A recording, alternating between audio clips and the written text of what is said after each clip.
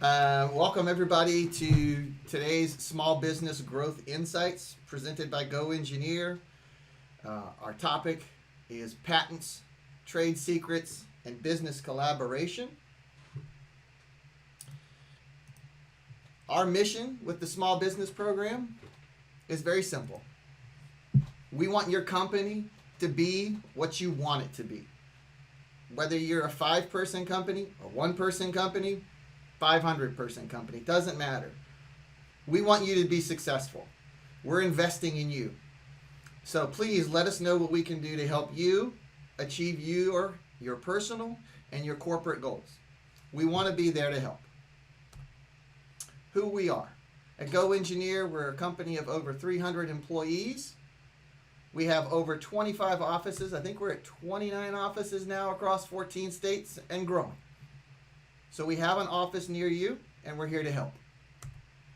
Who we serve. At GoEngineer, 2/3 of our customers employ 50 people or less.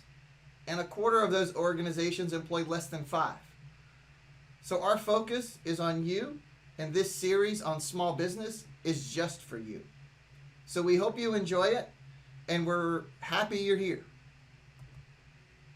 Today, I'm super excited to have 2 good friends and 2 people that I consider rock stars. First, we have Sanjeev Kumar. Sanjeev Kumar is one of the founding owners of HPKD, a patent law firm here in Austin, Texas. Sanjeev co-founded Portal Player, a semiconductor startup that grew on, I believe you got it onto the NASDAQ. Is that correct, Sanjeev? That is correct. Great. And I think you guys were, if I read this correctly, you were responsible for the integral portions of the first 7 generations of the Apple iPods, correct? That is correct. Well, thank you. I know I had several of them, and I loved every one of them. So thank If you. you go into the About box, you will find the write-up about Portal Player in there. Oh, great. Well, thank you for being here. We did an online LinkedIn poll, and we've done a couple other polls even internally, and we've got just so many questions for you, and we appreciate you taking time out of your schedule, and I'll definitely I'll get us around golf out at Barton Creek, don't worry. Good deal. Then Cody, man, I can't thank you enough for being here as well, Cody. Cody is one of our senior application engineers. He's headquartered out of the Utah office. He is a certified SolidWorks expert, and he is one of the program managers for the 3D Experience platform. Cody, thank you for being here, buddy. I appreciate you. Anytime. So we've got so much to cover today that your microphones are muted right now for those of you jumping in and are on here. We are going to leave them muted for the most part until the very end. If you would like to ask us questions during the presentations, please click on the chat button and send us a chat. And as a matter of fact, just to kind of get that chat room going, if you would, just send us a little message and let us know where you're at. And we'll kind of take a look at it, and we'll see where everybody's located as we go through this presentation. And then if you have any questions, we'll try and answer it.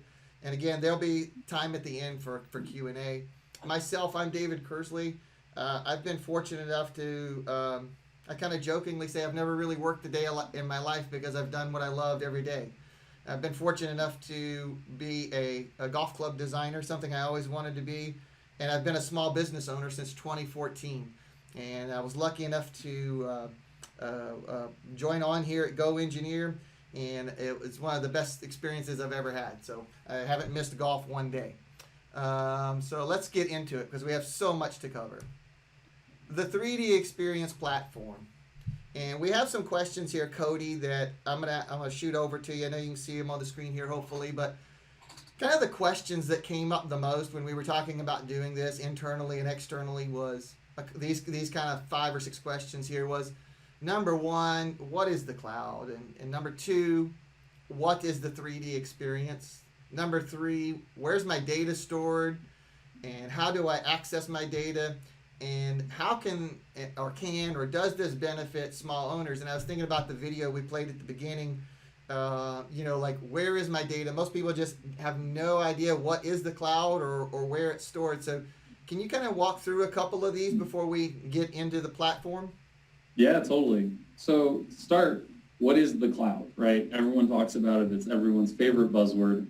The end of the day, cloud, there's a couple subdivisions there, but at the end of the day, it means someone else's server. I am paying someone to either use their server, store my data on their server, or run a program on their server. At the end of the day, I'm paying someone else who hosts servers. That could be Microsoft, that could be Amazon, that could be, in the case of 3D Experience, Dassault Systems. So what is 3D Experience? 3D Experience is a cloud-based business environment to host design and collaboration data related to product development at the end of the day. It is hosted, again, through kind of Dassault Systems. So at the end of the day, your data is stored in kind of secure data centers that are managed by Dassault directly. And then you access your data. You can either do it through kind of the web portal, and we'll kind of show some of that, using it, interacting with it. And then also through what are called like native clients. So a native client is like Solidworks. I want to pull down a design and open it in my CAD software, maybe make some changes. That's kind of how we get to it. And then how does this benefit kind of small business owners? At the end of the day, this is really built to be kind of a end-needed tool. So it really fosters collaboration, and there's it's a very open-ended tool, meaning we can use the tools on the platform that we need for our business. So if you just need, the ability to collaborate with the designer, awesome. If you need maybe a project planning tool, cool, we can do that too. And so we can tailor the experience you have on the platform to what you need for your business. All right, Cody, let's jump in and show them the platform and show them a little bit about the interface. So I'm going to show you this. Boom. Can everybody see this okay? Cody, can you see that okay? Yeah, everything looks good. Okay, thanks. Let's see, I think we need to clean that top right. Let me jump a little bit. Perfect. So this is the 3D Experience interface. Basically, the platform, and when I say a platform, you'll hear that word a lot. A platform is just a software term for an environment that hosts applications. So your phone is a platform. So when you think about the platform here, the 3D Experience platform, draw some similarities between this and a smartphone. So for example, in my phone, if I want to look at a picture, I'm going to just break out and use my gallery. But on the platform, I might use an app like the top right, 3D Play. Allows me to see my designs, interact with them, kind of mess with that. If I want to maybe access or just see or organize my designs, trying to use this annotate, and it's a little different in presenter view. If I'm trying to say maybe the revisions of my product, I can do this in an app here called Collaborative Lifecycle. Your designs go from in-work to released inevitably. And then, access tasks across the bottom in, our task management. Now you can tie this into all the different individuals in your business, use this to assign tasks. And this will tie in obviously to kind of bigger and better tools like the project management tools. So you can use this to, distribute project tasks. So if you're, trying to have a project, you could use this to organize, and these are the ways users would receive tasks through that software. So kind of a little bit about the interface. And then the other thing about this is it's entirely customizable. This is an interface we've set up for kind of this discussion. These are the things that I found are kind of core capabilities that every business really wants to have.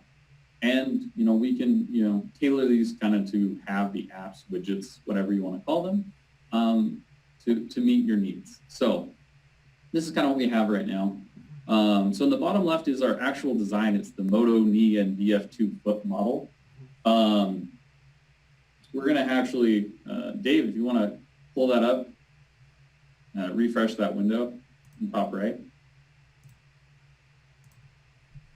We were playing with it a little earlier. So it's going to reload the model. There it is. Dave, I may have not changed the model like I was supposed to. That's all right. We can still show the functionality of yeah. this. There's no worries.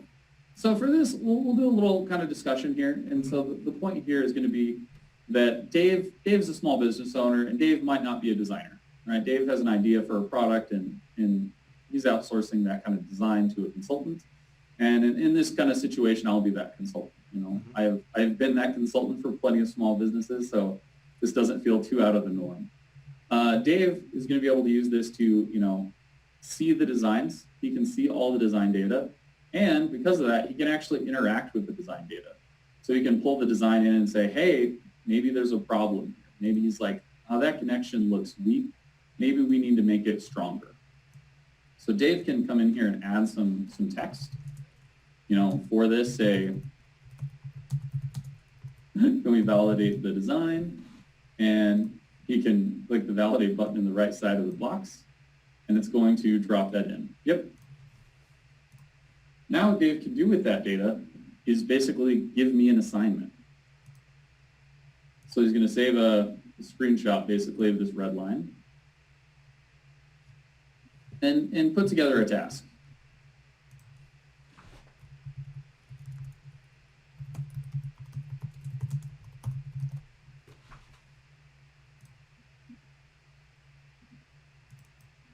Yep.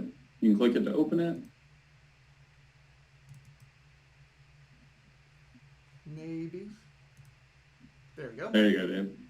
Now this is where he could add some description, kind of any kind of text, validate, and you can scroll down here, and you can attach things to these tasks. Now the value here is you can attach that screenshot for sure. Let's give me the left one.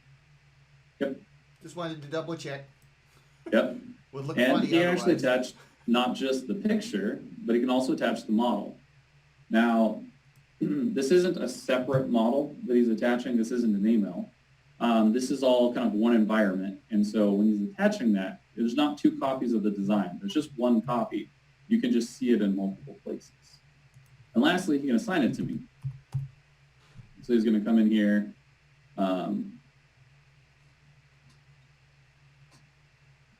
There it is. Click my name and hit save. He's going to upload that screenshot that it quickly pulled onto his computer. He can get, you know, and then he's going to drop it to do, basically giving me an assignment, and I'm going to get notified now that I have work to do. Perfect. All right, Cody, I'm going to stop sharing my screen, and then I'll let you start sharing your screen. Sure. Let me pull up my Zoom here. I have all the windows broken out, so let's do that. Screen 2. Perfect. So you'll notice my interface is going to look a little different. 1 second, Cody. Hold on. Let me get this off of the other screen over here and over to where we can see it. Hold on 1 second. That's how you know it's live, folks. All right, everything look good to you, David? I can see it. Can you see it okay? Yeah, I can see everything great.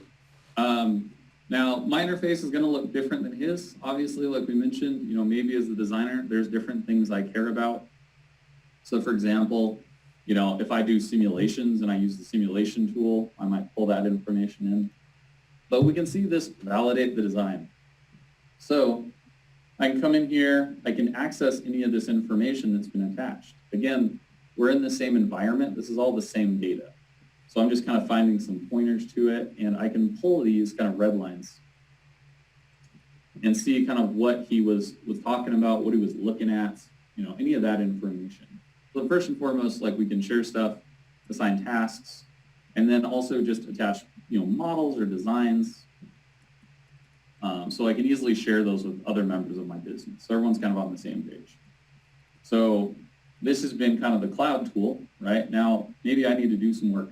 You know, unlike kind of the original part, he's done some stuff on the cloud, but a lot of the people watching this, everyone's used Solidworks. So what does it look like if I want to take this design and move into Solidworks? Well, you have a couple options here, and I think the easiest one is to drag and drop the design. It's going to download it and open it in SolidWorks. This is where Dave, I was going to upload the design like this, and I forgot to. That's okay. We're good. So what this allows me to do as a designer for a couple different users, and this is what's happened, is I reserved the design. So this is what this kind of icon means. I've taken ownership of it. I can make changes to it. No one else can, so that we don't override each other's work. What I've done is I've reserved it. I've made some changes in the case of I've necessarily kind of broken the assembly by kind of some definition. Maybe I would put it back together. And then when I was done, I could just right click and save. Now this is all cloud driven, so I don't have to have a VPN. I don't have to have a server that I'm hosting as a business. I don't need to have an IT. This is all handled off site, so all I have to do is save. It goes to Dassault's data center, and it's a lot less work, right? No infrastructure. Because the biggest complaint I hear is like, hey, I want to do, a collaboration tool, but a lot of our stuff is really traditionally been on-prem. So that means I need a server, and I need IT, and I need VPNs, and that's a lot of headache. So here we can just save remotely. It all just goes to their data centers, and I don't have to deal with that kind of overhead. Now, this isn't terribly unique kind of functionality, the ability to check out, make changes to models, and save it on the platform. So I could just save this model at this point and push it onto the platform. What is more interesting is the other tools that the platform gives me access to that customers might be interested. Stuff in that SolidWorks hasn't traditionally been able to do, that a lot of businesses want to do. So I'm going to switch over to a different kind of heads-up display and show some of this other functionality or some other things that people want to take advantage of. So for example, one thing that I always wanted to do in component design for past life before GoEngineer was really smooth contoured components, right? So for example, if I wanted to design this mouse, if you tried to use surfacing to design this mouse in SolidWorks, it would be painful. It's not an easy process. If I wanted to design a controller to fit in someone's hand, also not an easy process. It's a lot of work. So the difference is using the tool for what it's designed for. So in SolidWorks, I do really detailed mechanical design.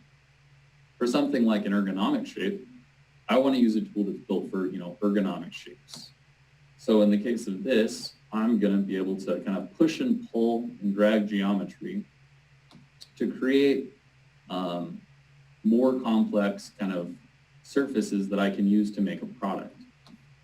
So in the case of this part, I've kind of dragged a rectangle around. I'm going to add some symmetry.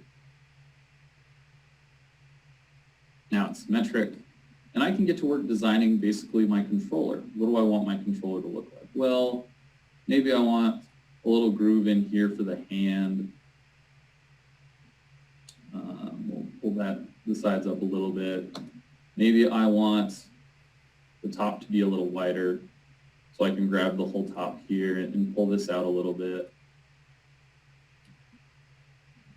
But maybe now it's a little too wide. So as a user, maybe I'm gonna go back in here and grab this and pull these in a little bit where my hand goes. Maybe twist it a little bit, make some a little bit nicer. There we go. Ergonomic shape. And I could come in and I could very much tailor this shape to what I want. And all I can do is save this. And now I have this really cool ergonomic shape. What do I do with it? And the answer is probably design a controller with it. So what I want to do is just pull up some information, just kind of put it in a location that I can access in SolidWorks. There we go. You can close this. And again, if I want to open, this kind of model, Windows is fighting me trying to be really helpful, and it's being very unhelpful at the moment. There we go. And what I can do is just go in and grab this controller. Is that what I was just working on? Yeah. And drag the controller into SolidWorks. What it's going to do, it's going to download the file onto my machine, and it's going to make it available for me. Oop, there we go. Now this is a new parametric model. This is connected to the platform. This is kind of what this green arrow alludes to, and we can see it here. but I could, now take ownership of this file and do the kinds of things that I need to do, right? So I have a shape, but now I need to take that shape. Maybe I need to spline it, make kind of what, I thought I already picked the surface. Try that one more time. There we go. I need to grab this surface and maybe cut it up, for my controller. Come in here, do a surface.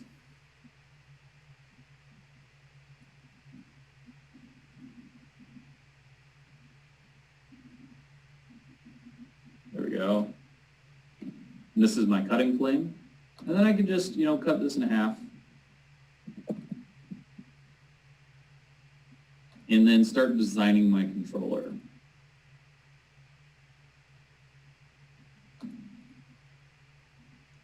So here I have, my top half, my bottom half, hide my top half, and maybe I do, some traditional, features. 10's kind of high, let's do 5 millimeters. And I can start to do my plastic mold design now. So I go from a concept, push-pull, to a 3D CAD environment. And the real value here, the thing that kind of sets this apart and why this is valuable, is this is still connected to my model, my clay molding blob model, essentially, that I made on the platform.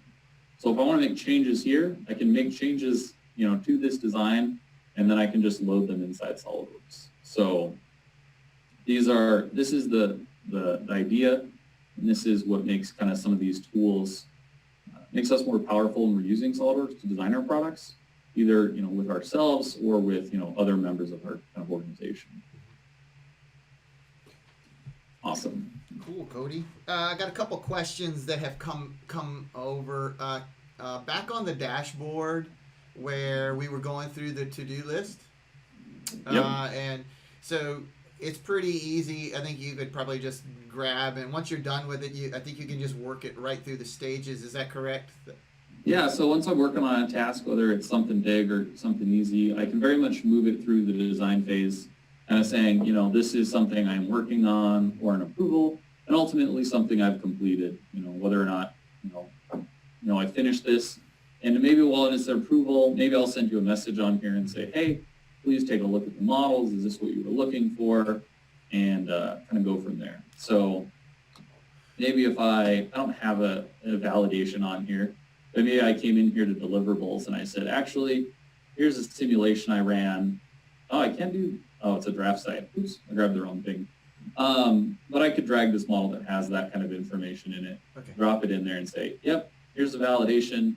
It's ready to go. Take a look at it. And so then it would just kind of repeat that process. It would just notify me. I could look at my watch, phone, whatever, email, and go, all right, we're all good. Go check the model out. And then we're getting ready for production, right? Yeah. All right, cool. And speaking of production, or maybe we're just ready to get that first prototype ready, right? So is there anything in here inside of the platform that would help me get prototypes or first samples? Yeah, so there's a thing called the Marketplace, Okay. 3D Experience Marketplace to be exact, which was built, a lot of users saw it in SolidWorks. It started showing up in 2020 and no one knew what it was. The 3D Experience Marketplace is a kind of a business tool to allow us to do a couple things. Engineering as a service, parts as a service, or manufacturing as a service. So it facilitates people in those industries to provide services to companies. So in the case of manufacturing, we could go into the manufacturing portal. And what this is really built to do is connect users of SolidWorks or the platform, access to manufacturers or service providers.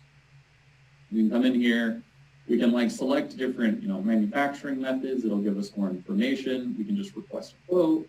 Or maybe you want to start with searching for service providers. You very much can come in here. You can specify, where I need them, their capacity, their price, their country. You'll see that there's providers in France, United States, Canada, So you can get pretty specific in where we're at. So if I come down to the United States, it's going to filter this list based on, United States manufacturers. I don't know how they pronounce their names, Geometry. They're a super common company that I've seen. They support the user groups for SolidWorks pretty heavily. Protolabs is a pretty popular injection mold company. If we scroll down further, I think Fathom's a partner. We've partnered with them historically as a company. GoEngineer has. And these are all different providers that you could select and select to work with, provide your models, and they could provide costing for manufacturing, whether that's a prototype or maybe a full production run. So. Oh man, that's a huge help for me just trying to figure out how to get a quick prototype or something built, or I think there was a bunch of options under there. And then we've also got one last question that's come in here. That's a really good question. I think you'll have the answer for, but it kind of goes back to our little business scenario here. So it says, what if I no longer need the engineering and I just need the business collaboration? So let's say, to kind of expand on what we just did, like I said, it was my company. You were you were hired on, right? And the contract ran out. All the design work is done, and now we're into production. Do I still pay for this, or what can I do here? Yeah. So the platform is broken into a couple things. Right. So different capabilities are bundled in what we call a role. And so our designer. So for me, I have a role that is collaborative designer. That gives me the design tools. Now that's not tied to the business tools. So you as a business have other roles associated with you, maybe a couple of people you work with. And so all of those are term-based. So if you brought me on for 3 months, you could just bring me on for 3 months. The role, you just buy it for 3 months. If you brought me on for a year, you just buy it for a year.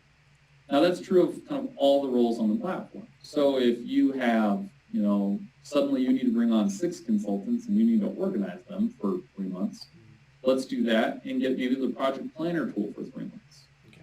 That way you can keep all of your consultants on the same page. Okay. All of the tools here are built that way so that you can, bring them on when you need them, and once you're done with them, get rid of them. You don't need to have them indefinitely. Okay. Man, it sounds super easy, and it sounds like it's almost tailored for small business folks. Yeah, it's a lot of the companies that we've had the most, that have been most enthusiastic and used the platform and been most excited and found the most value haven't been big businesses. It's actually been smaller companies that are like, no, I think the most important thing is I can share data with my colleagues. I can keep from overriding each other's work, and then some stakeholders can log in and see what's going on, do that red line workflow. Honestly, those things have been the biggest benefits for smaller businesses. Okay. And Cody, I did get one more pop-up question somebody sent me directly here. It said, how do I get my data? So all your data is up here. Whenever you open a model in SolidWorks or any of the CAD solutions, it downloads it on your own machine. And so when it downloads all that physical design data on your computer, you have it locally. You can then take it and move it wherever you'd like, whether that's into Windows or onto another solution. Some of the stuff like the task history, kind of the collaboration components, these things are obviously just kind of data on a database, and that's not going to be stuff we can hang on to. But the physical designs that you want to have, those things can be downloaded. Mm-hmm. Cool. Well, Cody, I totally appreciate it, and this looks super easy to kind of use and get used to. I like the fact that I can, you're in Utah, I'm here in Austin. We're easily working on this program and kind of the ease of communication there. And then I really like the fact that I can bring it in and out of SolidWorks, and then if I move it around on the cloud or the platform, the design automatically is updating in my SolidWorks. So that's really cool. Thanks so much for showing that. Appreciate it. Yeah, sure. All right. I'm gonna stop sharing and hand this back over to you. All right. And then I'm gonna do something here, everybody. Hold on one second.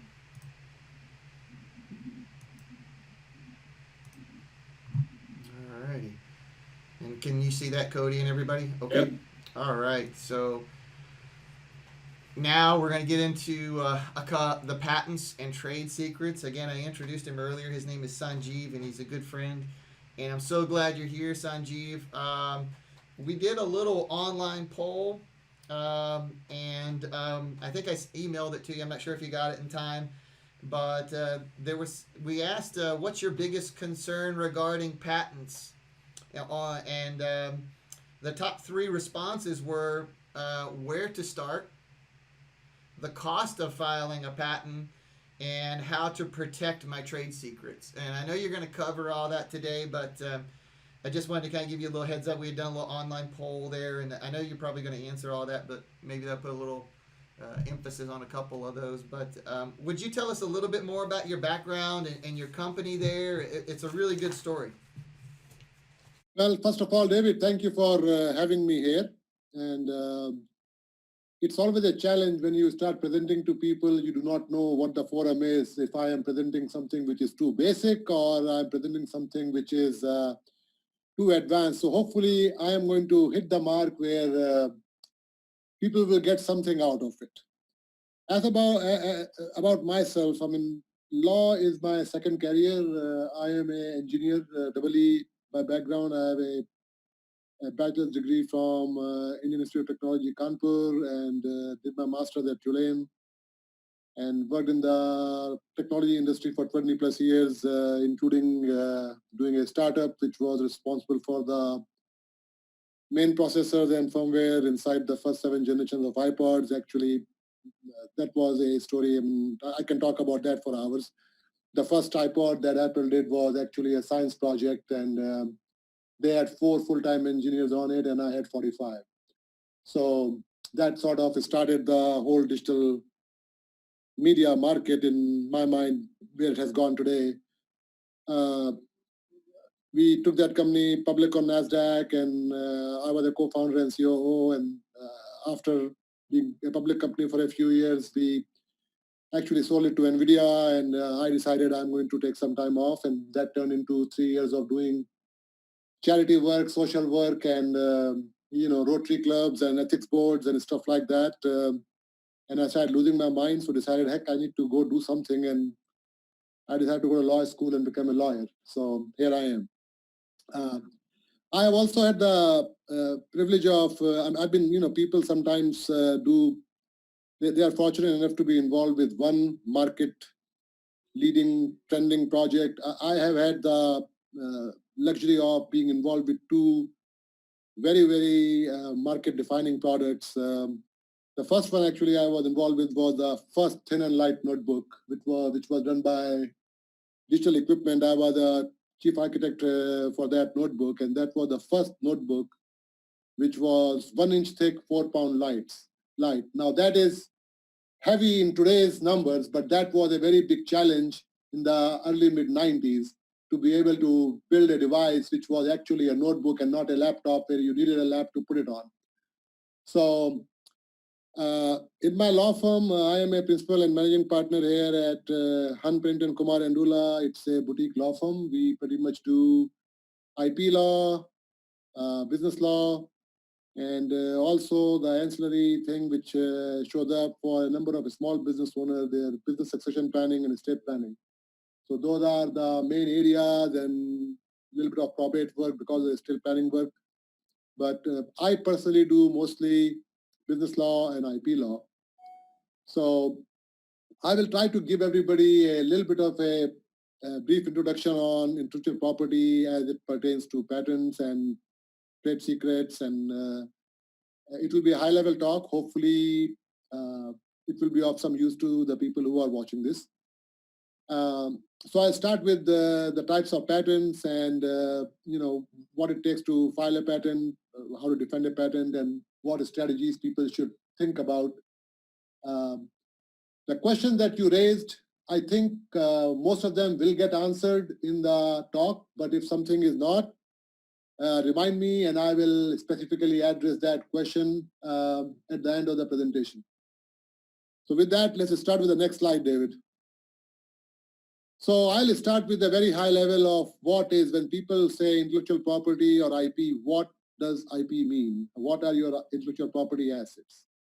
So intellectual property assets are basically that comprise of 4 separate categories. One is your patents, the second is your copyrights, Third is your trademarks, and that's our trademark for Hanprin Kumar and Dula. And the last one is your trade secrets. And I'll go in a very brief detail on each of them on the next slide before I dig deeper into mainly patents and a little bit into trade secrets. So for patents, it's a hard concept to get for people. Patent does not give you any rights. It does not give you rights to manufacture. It does not give you right to produce, sell. What patent right does is it gives you the right to exclude others from making, using, selling your invention during the term the patent is valid. So just because you have a patent does not mean you have the right to do something, but you can stop others from doing that. It's a kind of a very weird thing to understand sometimes. And the whole concept behind the patent law is that it's a encouragement by the federal government and other jurisdictions across the world for inventors to share their invention with the public and dedicate it to the public so that others can stand on the other giant shoulders who came before them to continuously improve the technology or the field of that invention. So in return for that, the jurisdictions allow you to have an exclusive right where by excluding others from using it, you can charge them by licensing it, manufacturing for them, selling them. So you can monetize your invention, but then in return, once the patent term expires, anybody else can use it and build on it. So I've listed these three main categories of patents. One is provisional patent, you have a utility patent and design patent. Provisional patent is really something which gives you a placeholder for your priority date. It is never examined by the USPTO. It doesn't get published. It doesn't become public unless you convert it to a non-provisional utility application, at which time it becomes part of the file wrapper and is available to the public about 18 months from your priority date. Design patents are more for something where you have an innovative design. So patents on textiles, a particular type of design in a utility. The important part for design patents is not the utility of the invention, but actually the arrangement of things which you are claiming are innovative. I'll go a little more detail in that in the following slides. So one thing to understand is patents, trademarks, even trade secrets to some extent, they are all jurisdictional rights. So your rights are, if you have a patent in US, you can stop people from practicing your invention in US, but not in China or Europe or India or Mexico. So if you want to protect your invention globally, you have to file those same kind of applications in the foreign jurisdiction, and there are easier mechanisms through patent cooperation treaty and such to get your patent protected, but it all costs money. And I'll try to come to that too as to what it costs and where to begin. Copyrights are basically a right given by the federal government on any original work of authorship or artistic rendition of something which is affixed to a tangible medium. So what that means is you might have very creative poetry in your mind, but you cannot claim a copyright on it unless you put that poetry on a piece of paper or type it up. Or so it has to be on a tangible medium where somebody can look at it. Software code is primarily protected by a copyright law. So when somebody steals your code, you can sue them for copyright infringement. So the exclusive rights associated with your copyrights are, you are the only one who is authorized to copy and distribute. You are, and only you can create a derivative work. You can display them, you can perform them, you can stream them. There are certain exceptions to that. Fair use is one of those exceptions. Non-profit educational use is another exception where people can use snippets of your copyrighted material for certain purposes. Trademarks, I'll go like a clock here. So trademarks are another type of intellectual property, and this is an exclusive right to use a mark or a slogan or a phrase in commerce. And the underlying reason for trademark law is actually, believe it or not, protection of consumer, not protection of a business. Trademark law was set up to basically provide an indication of the source of those goods or services. So once you see the Apple logo on a computer, on a phone, you know it is coming from Apple Computer in Cupertino. It is not really meant to protect the business, but they have become very, very valuable, as you know, for some of the very well-known trademarks. I'm sorry for that phone ringing. I cannot shut that phone down. It's shut on my cell phone, but not that one.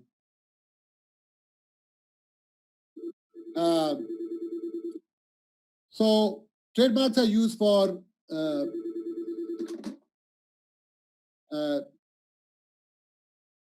second concept for trademarks is your trade dress, which is so for when you see a McDonald's, you will generally see all those restaurants have very similar design. When you go to a particular store, they have a very distinctive design that those restaurants use, certain color patterns, certain schemes of things. That's what is called trade dress. And as a business, you can have rights in trade dress. And there have been some very famous cases and where people have tried to copy another business's trade dress and they have been sued over that. And there was some interest about trade secrets. Trade secrets are basically your exclusive right to use something which has a value for a business, some information which is not generally known to the public. You are required to take reasonable steps to keep it secret, for it to remain trade secret. So some of the examples of trade secrets are, the recipe for the formula behind Coca-Cola's recipe. It has never been patented, it has never been disclosed, and I can tell you a very interesting story about that, that for almost 15 years, Coke was banned in India because they were sued. Somebody sued them in an Indian court that they have certain ingredients which cause cancer, and the Indian court wanted them to disclose their recipe, and Coke said, we will not. And the court said, okay, in that case, you can't sell Coke in India. So Coke actually left Indian market for almost 15 years when I was growing up. And because of that, India, Pepsi is the leader in cola products because Coke was gone for so long. So they chose to give up a market to protect their trade secret recipe for their formula for their Coke product. Let's go to the next one, David. So going back into patents for a little while now. So what is the difference between a utility and a design patent? So like I said earlier, design is associated with a creative novel concept, patterns on textiles and things such like that. You can have a design patent on textiles. You can even have design patents on certain types of lamps or statues, so long as it is not associated with the utility of that product, but rather the aesthetics of that product. Utility patents are the main category of patents that we all know and love. So pretty much all patents that you talk about or hear about are generally in that category of utility patent. They have to be novel. It has to be a novel concept. It cannot have a obvious or anticipated modification to something already existing invention. So you will see a lot of people, a lot of companies which will file multiple application on the same technology over multiple years for patenting them. And the idea is that they always have something new which is not obvious from the last piece that they had patented.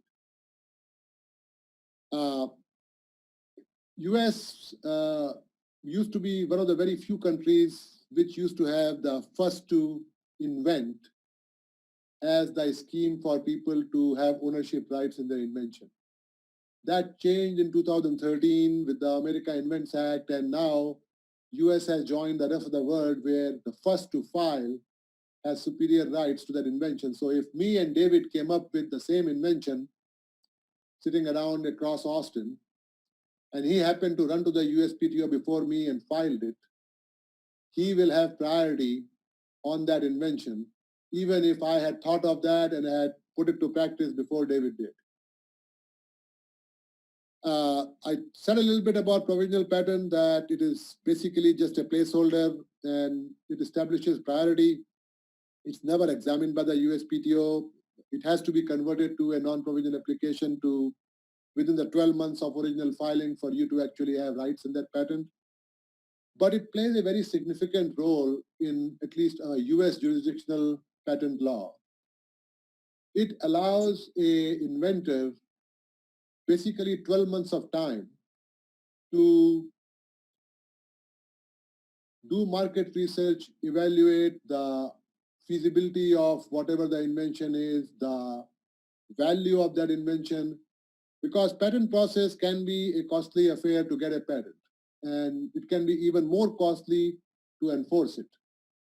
So the provisional patent application is generally a lot more cost-effective mechanism to have a placeholder in place. Then you are not bogged down by no more public disclosures and offers to sell or actual sale to somebody, because you are free to do all that once you have a provisional patent. If you do not have a application priority date and you make a public disclosure of your invention, you have basically inadvertently dedicated your rights to the public, because you can't patent it. And in US, again, they give you 12-month leeway that you can overcome a public disclosure with the last 12 months of your application date. But it is important to not disclose something which you think is a patentable matter. Now, starting from 2013, a sale or an offer to sell your patent has become an absolute bar to getting patent rights. So you can do market research, you can try to find out in discussions what the value might be, but if you actually make an offer to sell, you cannot protect that invention through patents anymore.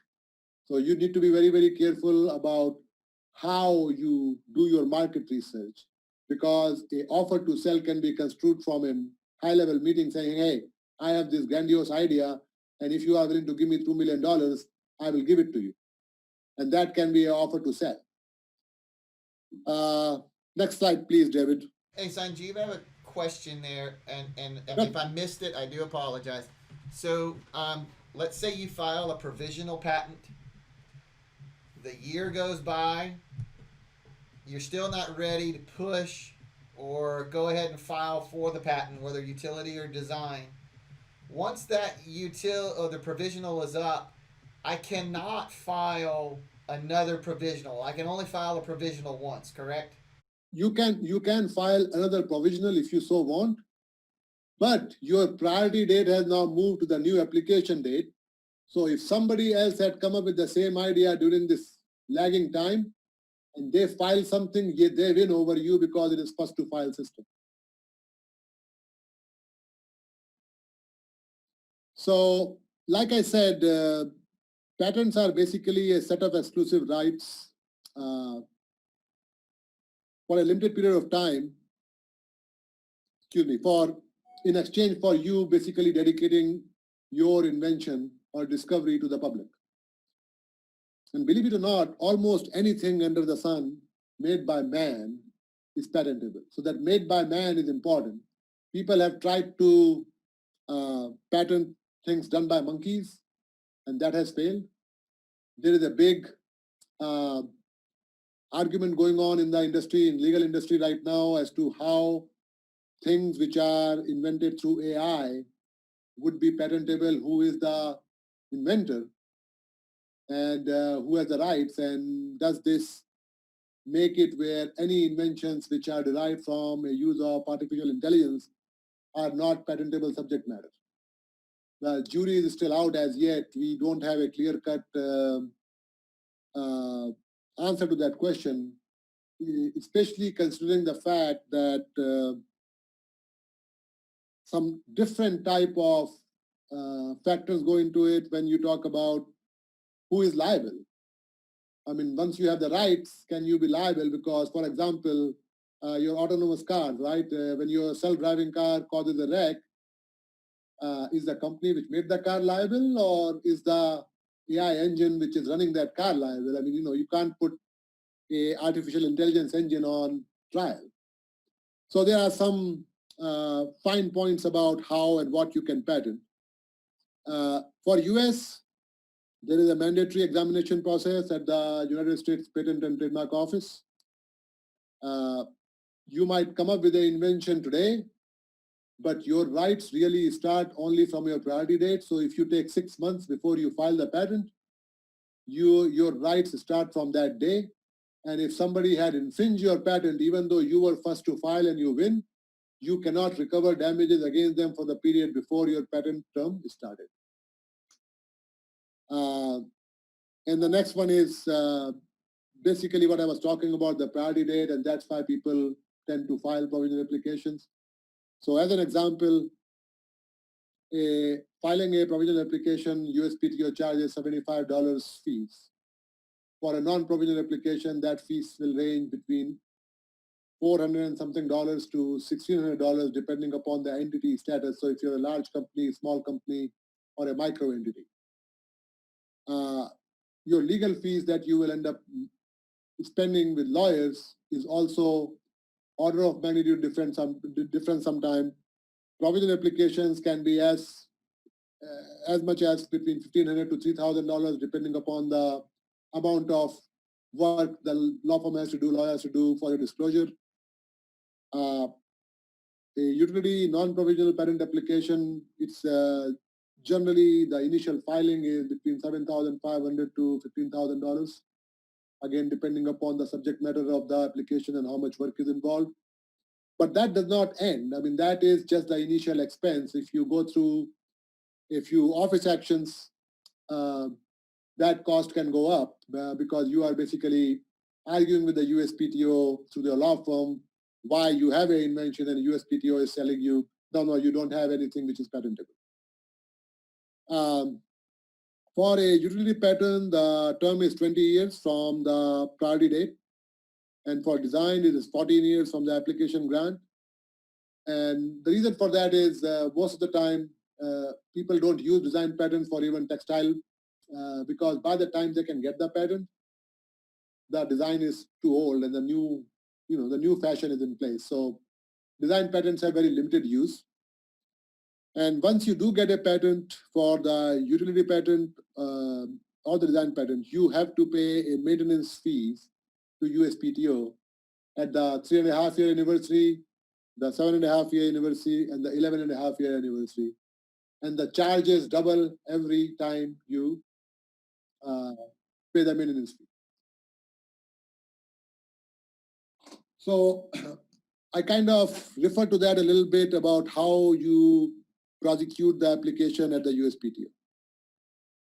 So more often than not, filing of a utility application results in what is called a office action, which is where the USPTO examiner will come back and give you, cite you certain prior inventions, prior applications, publications, and tell you, hey, you have nothing new. As you can see in this prior art, your invention was already invented by somebody else. And you try to overcome those prior arts by adding elements to your invention which were not covered by the prior art. So, for example, you came up with the idea for a neat pen. And you try to invent that, try to patent that, and they come back and show you, oh, Bic invented this pen long time back.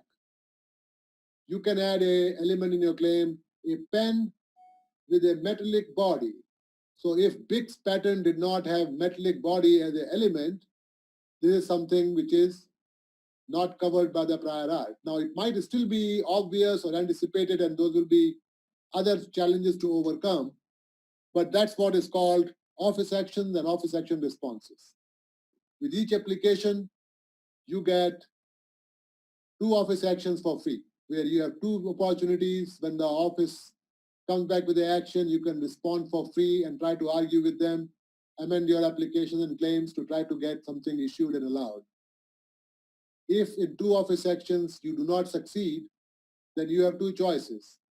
You can either let it go abandoned and you do not get the patent, or you file what is called a continuation, and there's a variant continuation in part, which is you also add some new subject matter because you have learned something new in this time and you want to cover something new, or you want to add some matter which will maybe let you get something allowed which you would not be able to support with your original specification.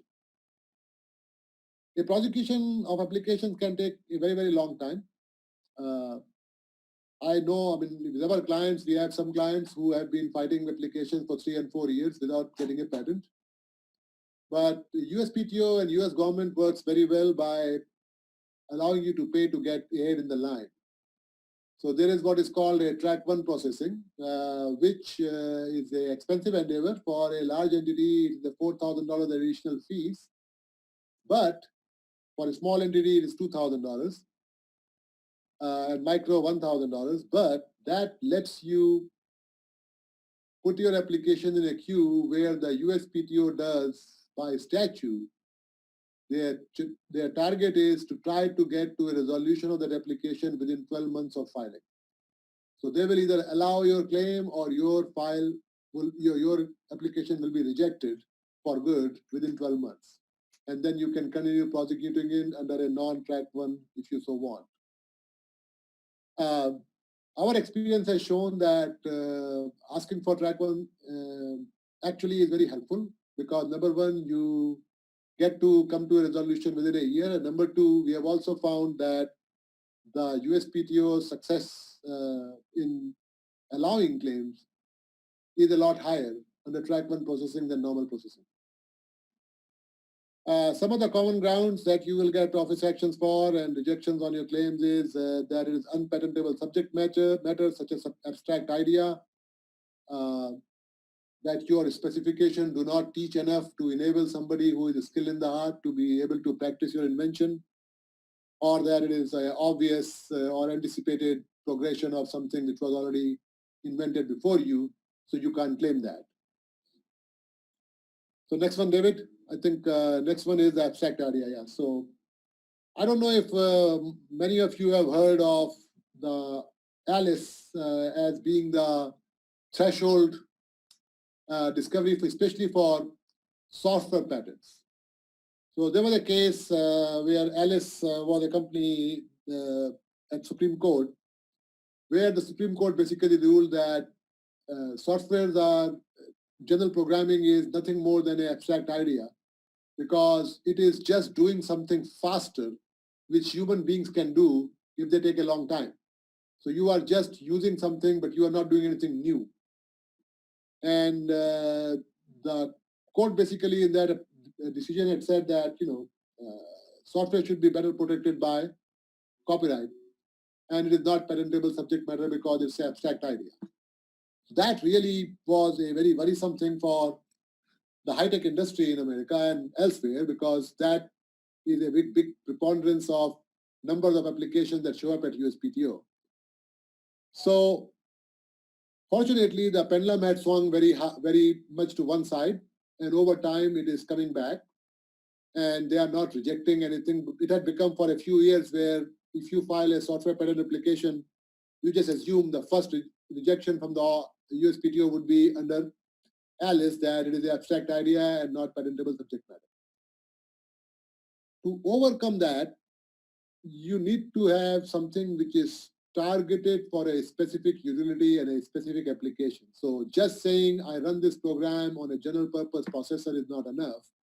But if you say this software runs on a processor configured to control a motor, and as a result, this motor is controlled, this is a lot more specific use of a computer program or a system and might be allowable subject matter because it is not abstract enough to just say it's a software program running on a general purpose processor.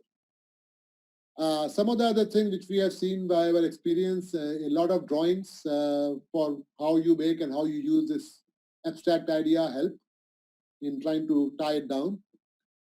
And the disclosures play a crucial part in if you are going to overcome the abstract idea challenge or not by disclosing your invention in a concise summary manner and describing its functionality and what it does.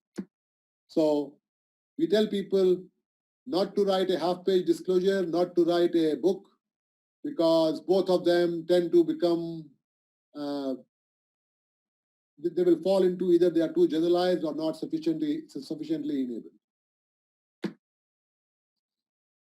So coming to the other part of, I think David had said, one of the other things which was important to the audience was how do you enforce it?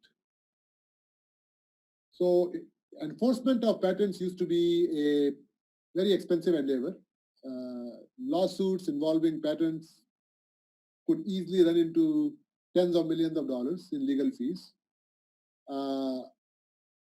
You guys just need to Google Apple versus Samsung, which is a patent battle fought over the iPhone and Android phone systems in the last 10 years. And it was a very expensive patent battle between both those companies.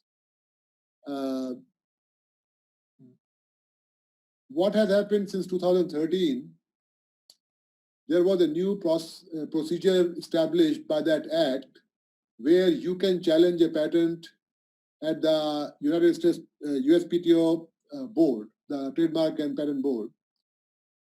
And that procedure is called inter partes review. So it's like a mini lawsuit. It takes a lot less time to resolve the dispute. And they have, the procedurally, they don't require as many rules and regulations as you will in a court of law. It's also, because of all those things, a lot more cheaper option to fight that case. But this has become the big club in the infringer's hands. Because when an infringer is infringing on your patent and you threaten them to sue them, they try to use the IPR process to invalidate your patent or your claim that they might be infringing upon, because it only costs between $250,000 to $500,000 versus tens of millions of dollars. So if the market risk is, in a few $1 million, they're like, okay, we will take that risk. We will spend that money and try to invalidate the claim. Now, the funny part is any person can at any time challenge the validity of your patent. Now, they have to spend money to do that, but it doesn't have to be, they don't have to show that they themselves were harmed because of your patent, because the whole idea is this whole patent regime is meant to benefit the public by providing all this information to the public in return for these exclusive rights. So if you really did not do anything which you are adding value to the public, anybody in the public has the right to bring that kind of complaint about you and challenge the validity. So just to some numbers, these are a little bit older numbers now. I have not updated the slide, but IPRs have basically resulted in at least one claim to be found invalid 3 out of 4 times whenever a inter-party review has been instituted at USPTO Patent and Trademark Board, PTAB hearings. They get about 100 to 200 petitions per month asking for inter-party reviews. Average costs are around $200,000 for IPR as compared to $5 million to $20 million in lawsuits. And more than 1,000 patents have been invalidated every year in the last few years since IPR was instituted 7 years back. So with that landscape, what should a business's or your strategy be for your patents? So, people like to get those vanity patents that I want to hang it on the wall, and if that's what you want to do, sure. I mean, you can file a patent and have that certificate of patent and hang it on a wall that I'm a patent holder. But does it have value?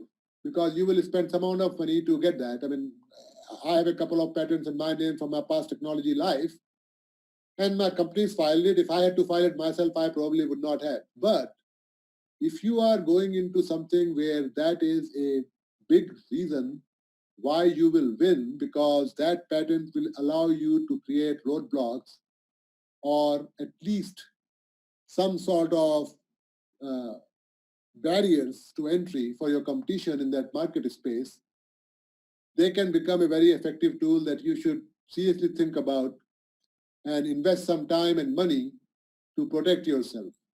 So my personal example, when I was doing the company that we talked about, which was responsible for the processors inside the first few iPods, we were too busy working on the next solution and the next solution and the next solution. And we really did not focus much on filing a lot of patents, which we could have because we were the semi guy, we had our codecs, we had our DRMs, we had the file system, we had all the drivers. I mean, all that stuff was done by us inside the guts of a digital music device. So when we were going public, that was a big problem for us because suddenly we were going to be a very big target as a public company, and we did not even have a patent portfolio that we could use as a shield against somebody else who wanted to just harass us. So we had to go and spend $18.5 million to license a patent portfolio of numerous patents in the field of telecom, networking, and music, just as a defensive shield so that we will be protected and we will not be open to somebody making spurious claims against us and making us spend all this money or pay them off. But the important part, especially because of the IPRs, is you need to take a look at what all you have to protect, what is core to your product, your service, your business. And that's what you should protect.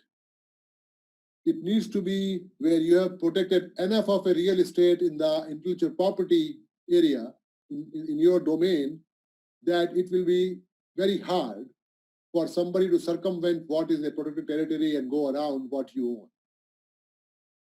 And it needs to be core to your technology, your product.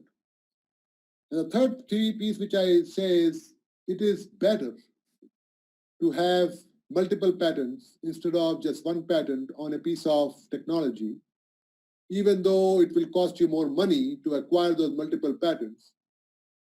Because when some infringer wants to invalidate your patents,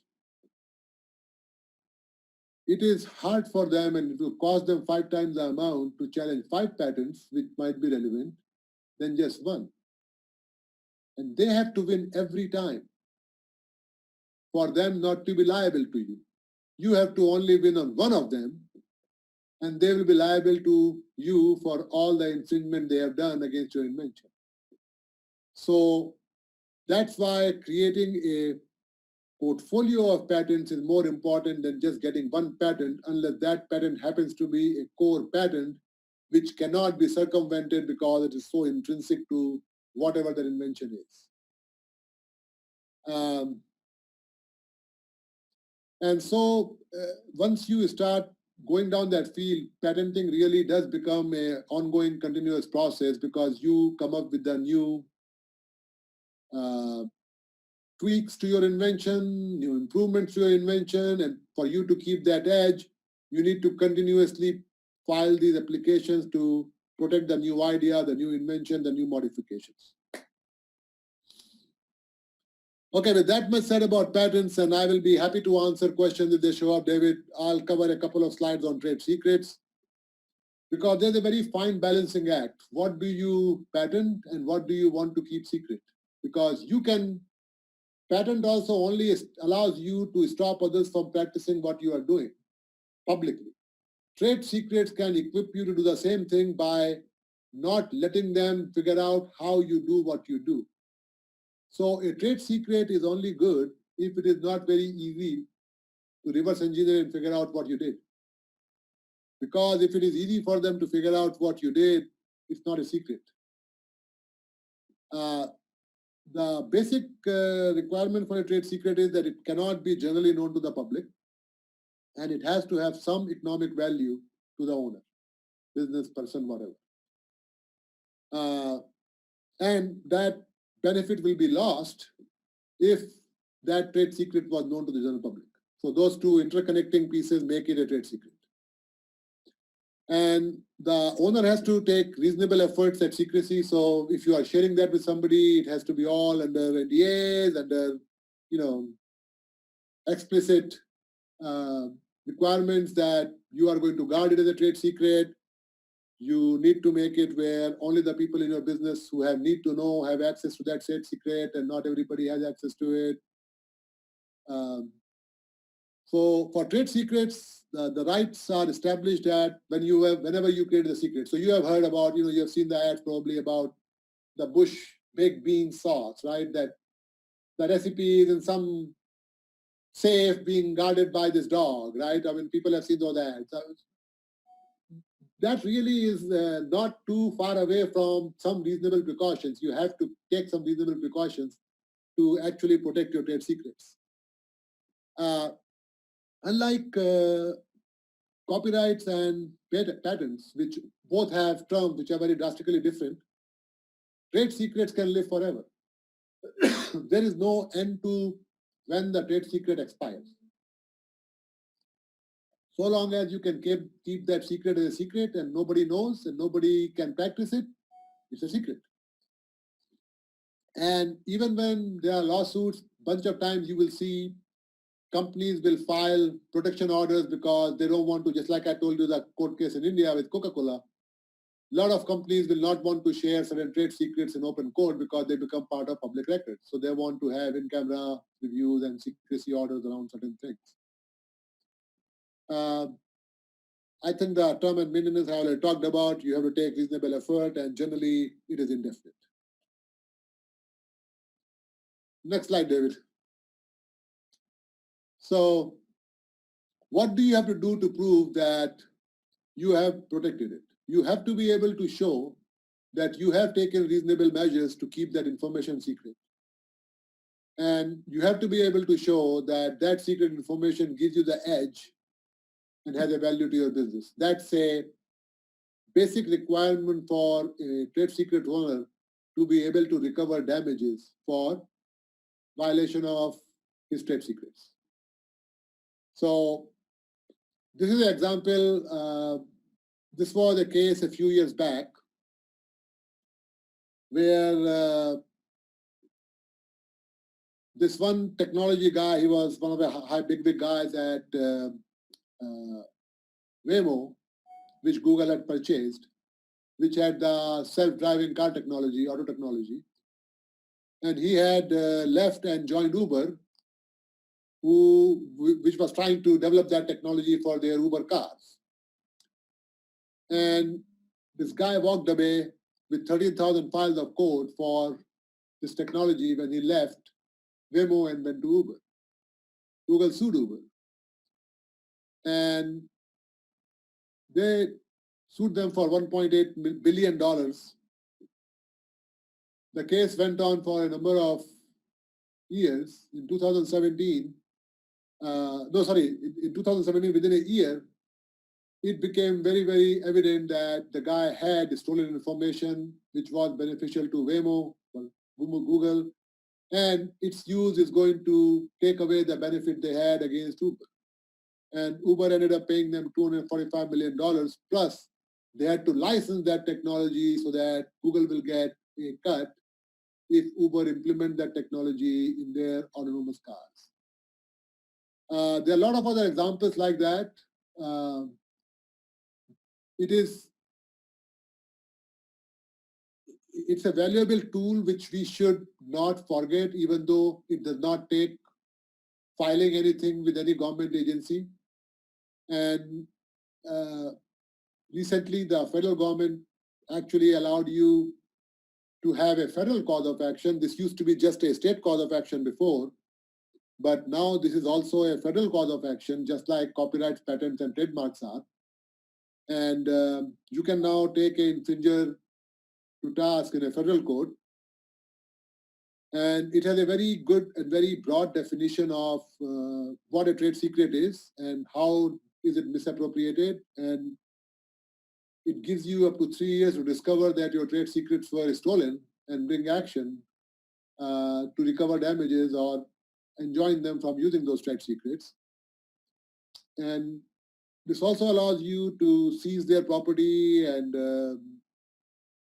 till the hearing is done and the case is.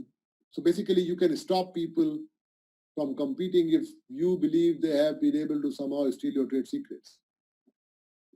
Furthermore, the federal law allows for people to be able to, the whistleblowers are protected. So if somebody is coming out and saying, hey, my business is doing something wrong, they cannot retaliate against the person for bringing it to light that they are stealing somebody else's trade secrets.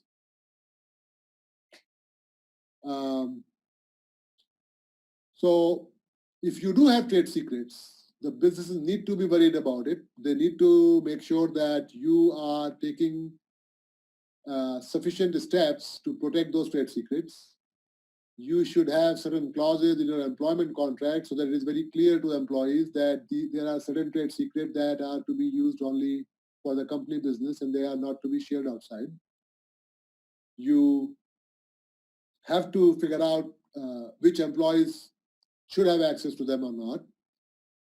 And if you do not take those steps to protect your whistleblowers and protect your trade secrets, you will lose out on certain benefits that DTSA allows you to, like double damages or attorney fees, if there was a proven infringement. Now it being a federal cause of action also allows for the cases to be brought in federal court, which can be a faster time to resolution because federal courts, believe it or not, have less caseload than state courts do.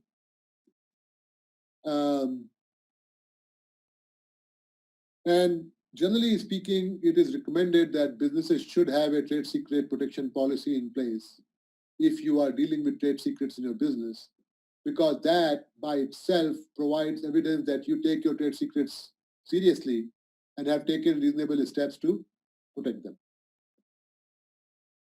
I believe that was the last slide, David, if I am not wrong.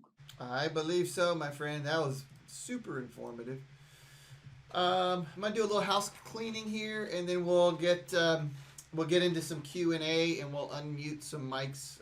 Get Dina to do that for us here in just a second. But we do have some gift cards. We want to hear from you. Submit your feedback and/or your questions to dlove@goengineer.com, and she will be handing out Amazon gift cards for those of you who were participating today that submitted some questions. We'll do a random drawing on a couple of those. So we appreciate that. And Kumar, Sanjeev, we do have a couple questions in here for you. So sure. So let me address the first one. I think I talked a little bit about it between the trade secret versus a patent. Okay. That why? So if you can keep it a trade secret and it is not very easily reverse engineered as to what you did, it might be the right option for you. Now, as far as the point of once you file it, somebody else can bypass it by making a small change. And that's what I was talking about, having a portfolio of patents where you are covering more adjacent areas makes it harder for them or costlier for them to do that. And in those scenarios, they have to balance out, hey, the cost of doing that and taking the risk or adding that cost to my product or service, is it worth it or should I just go ahead and license it from them? So it makes it easier for you to monetize that. And then the third part of that is it's very hard to understand. If you have a widget which has element A and B,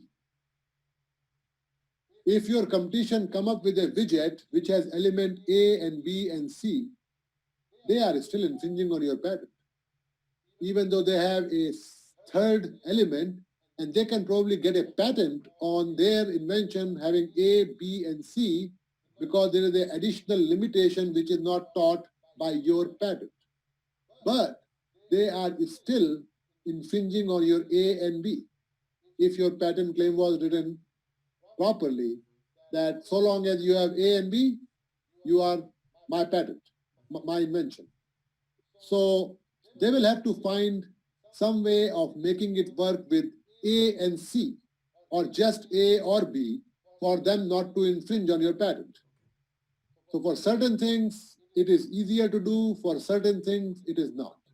So it depends upon your technology, your goals, how easy or hard it is to reverse engineer what your invention is.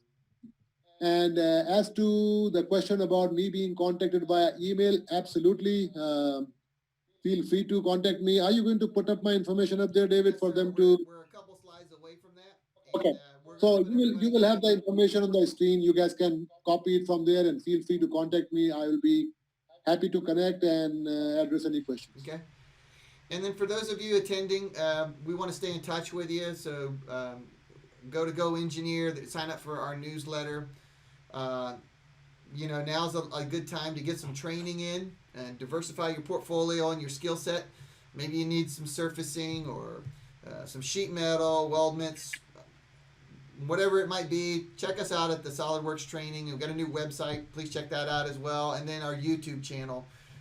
Maybe you're stuck on something and you need a quick help. We've got over 3,000 videos up there dedicated to SolidWorks and solutions and trying to help you get through whatever you may be getting through there.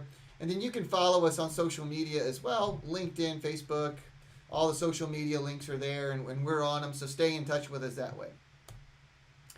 We have a new series that's out right now, and it just started last week. And we're calling it the Small Business Success Story.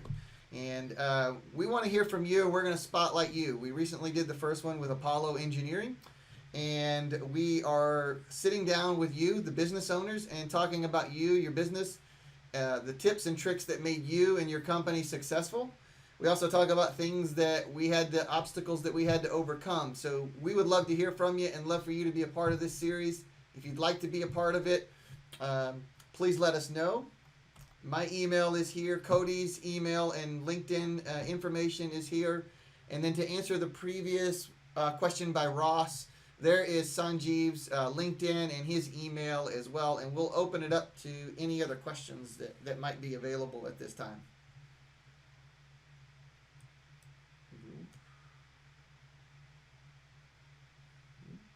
And I don't see any in the inbox, which is kind of cool. But we'll hang out for a little bit. And if you got any questions, please let us know either through the chat or through the Q&A button at the bottom of your screens. But Sanjeev, thank you very much for your time. I know you're a very busy person, and I appreciate you responding to all the emails and everything like that. Your presentation was fantastic. And again, Cody, I do appreciate you being here today. Well, thank you both for having me here. I hope it was useful and I spoke slow enough that people got my accent. And it was valuable. Yeah, so we do appreciate that. So again, if you got any questions, we'll hang out here for a few more minutes. If not, we do appreciate everyone attending today. And we hope you stay safe. And if you need anything, please do not hesitate to reach out to us. I think that's about it, boys and girls. Let me check chat real quick. All right, I think that's going to wrap it up. Again, we appreciate you attending today, and we will have more of these. If you have any ideas or subject matters you'd like to discuss, maybe 3D printing or something, scanning or something business related, please let us know, and we'll get a session up and a specialist like Sanjeev on and make sure that you're set up as well. Thank you, folks. Appreciate it. Have a wonderful day. Stay safe and happy Thanksgiving to all of you.